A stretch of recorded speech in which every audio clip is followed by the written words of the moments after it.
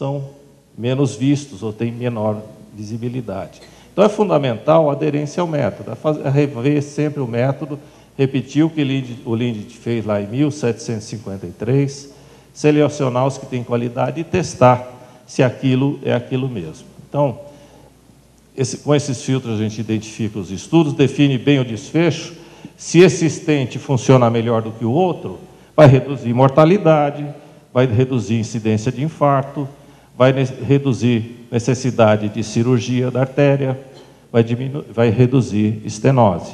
Se essa estenose que gera o infarto é importante, ela vai estar associada com essas coisas aqui para cima, né? Necessidade de cirurgia, infarto e morte. Estamos todos de acordo com isso? Pois bem, procuramos estudos em pacientes com insuficiência coronária sintomática necessitando revascularização. Primeiro desfecho, infarto, né? Quando cada linha vertical, horizontal daquela lá, é onde a verdade está circunscrita, chama-se intervalo de confiança. Sempre que ela cruza a vertical, não tem efeito estatisticamente significante.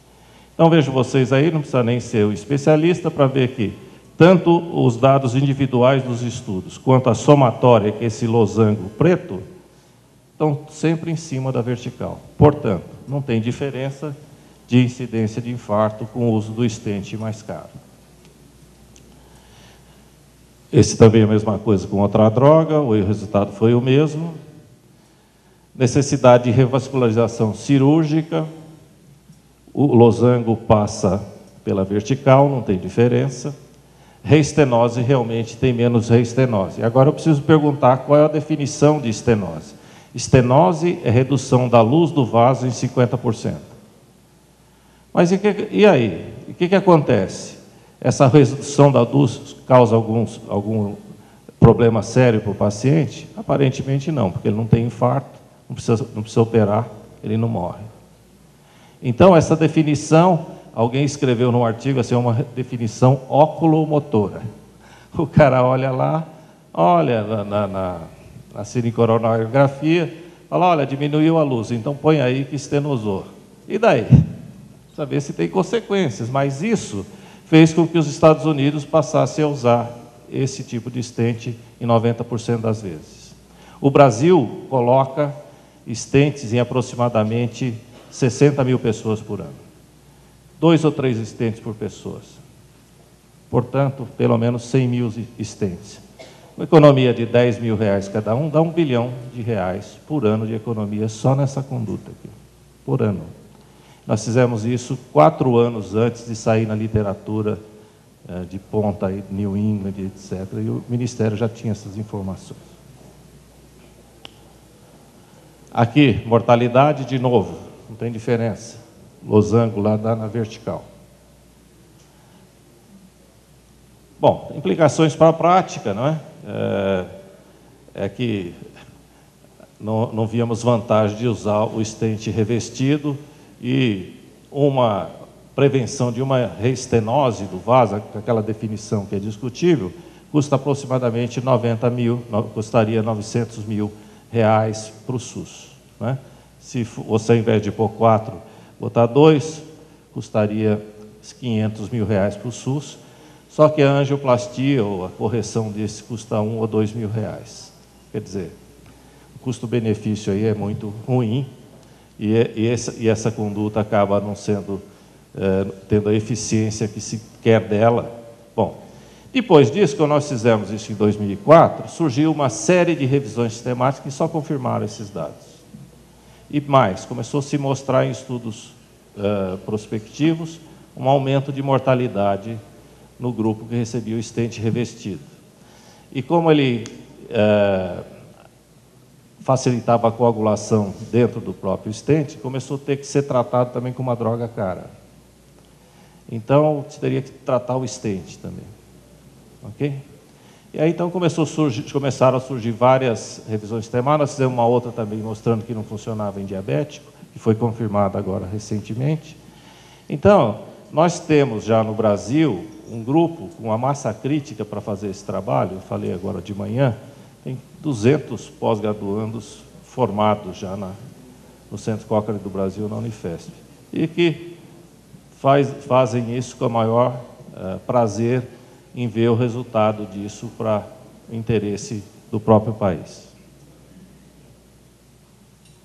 Bom, depois disso, em 2007, o NICE, né, foi citado aqui, o Centro de Avaliação Tecnológica lá em inglês, propôs que não deveria mais se pagar o estente revestido na Inglaterra. Isso deu uma confusão generalizada lá, mas cada vez mais se aumentou essa convicção.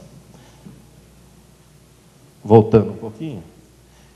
E agora, 2 semanas atrás, saíram 2 grandes coortes, sem grupo controle, com um grande número de casos, um estudo sueco e um americano, mostrando uma redução, uma diferença de mortalidade de 3%, agora para mais, no grupo com estente revestido. Né? E tentando desmerecer os ensaios clínicos, as revisões sistemáticas, inclusive uma revisão sistemática de dados individuais, que é a quinta essência da evidência, em troca do estudo observacional sem grupo controle. E um dos próprios autores afirma que provavelmente morreu menos porque deu mais anticoagulante durante mais tempo, de medo que aquilo estenosasse. E como esse paciente, todo mundo estava com medo de ser processado, ele foi atendido muito mais vezes, se tratou melhor a hipertensão, se tratou melhor o colesterol e assim vai. Então a gente tem que ter noção dessas coisas e não se deixar levar, né, por jogadas. Eu acho que isso é jogada de interesse via revista, porque um produto desse tem um budget enorme. E as revistas, em geral, são muito pobres, mesmo as americanas. Outra coisa aqui, né, a gente vê no Brasil, o uso exagerado de albumina, não é? E tem uma coisa que é lógica, nada mais lógico do que pegar um sujeito que se queimou, perdeu o volume, perdeu proteína, baixou pressão oncótica, está chocando. Bom, o que falta nesse cara? Falta albumina. Vou lá e dou-lhe albumina. Isso é a lógica, a medicina da lógica. Mas nós estamos na era da medicina da evidência, ou da saúde baseada em evidências. Aí, para saber o que é o melhor para esse paciente, se verificou os ensaios clínicos. E alguém fez uma revisão sistemática na Cochrane e mostrou, quando eu dava albumina para esse paciente, comparado com o soro fisiológico, que é quase 100 vezes mais barato, morria menos com soro fisiológico. A albumina fazia morrer mais. Aí, em um determinado momento, eu revi todo esse assunto, albumina em toda a medicina, praticamente, só sobraram 2 indicações de albumina. Para o paciente cirrótico, que chocou porque tirou muito volume, quer dizer, iatrogênico, choque. E para o paciente cirrótico, que tem peritonite espontânea, mas ensaios clínicos de 3ª categoria. Ok?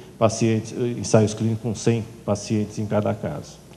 Então, a droga a albumina parecia um tratamento assim, pouco eficiente, pouco seguro e pouco efetivo, comparado com soro fisiológico, que é a ordem de grandeza assim, é de 2 para 100, mais ou menos, a diferença de preço, pelo menos 50 vezes mais caro. Então, nós fomos olhar no banco de dados do SUS. O Gilson Kaleman fez uma tese de doutorado, que eu orientei, e pegamos lá, o SUS tem todos esses dados muito bonitinhos e muito respeitáveis. Lá. Quantos pacientes, que tipo de queimadura, quantos frascos de albumina recebeu, quem recebeu soro fisiológico, quem morreu, quem não morreu. Só pegamos os dados, fizemos as análises. E o resultado foi o seguinte, ó, pegamos em pequenos queimados, médio e grande queimado. Né? E não está aqui. E o resultado foi o seguinte, a mortalidade está aqui. A mortalidade naqueles que receberam albumina aumentou de 10 a 40 vezes. Essa mortalidade aumentou mais ainda nos médio queimados do que no grande queimado. E